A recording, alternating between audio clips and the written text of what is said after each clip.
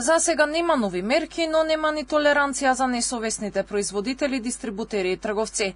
Пазарната инспекција е на терен, доколку утврди енормно покачување на цените откако престанаа да важат ограничените маржи и цени, ќе бидат преземени соодветни чекори. Според министерот за економија Бесар Дурмиши, политиките кои биле преземени од почетокот на годината дале конкретни резултати, а тоа го подкрепи со податоците од официјална статистика.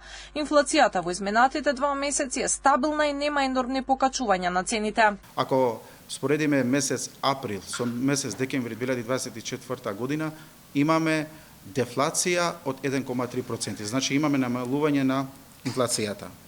Овие се факти што покажуваат дека економијата во нашата земја е стабилна и граѓаните не се соочуваат со енормно зголемување на прехранбените производи. Дали и какви мерки ќе бидат преземени ќе зависи од извештајот од пазарната инспекција кој на крај на мај треба да се достави до владата. Можно е да се прошири листата на производи со ограничени цени или да се воведат ограничени маржи за повеќе производи. Може да ја прошириме листата на производи кои ќе бидат опфатени на ограничена маржа. Например, ова што го имавме сега како мерка, може да ставиме повеќе производи. Може да го покачиме процентот на маржата.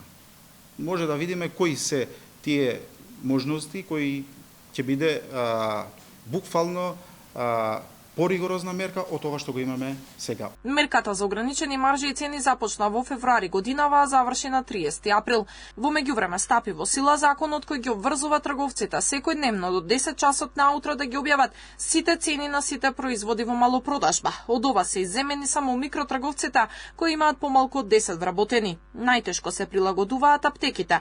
Од инспекторите на неколку им издале опомени и мора за 30 дена да го решат проблемот. Инаку Државниот завод за статистика објави дека инфлацијата во април на годишно ниво била 2,7%, а на месечно 0,6%.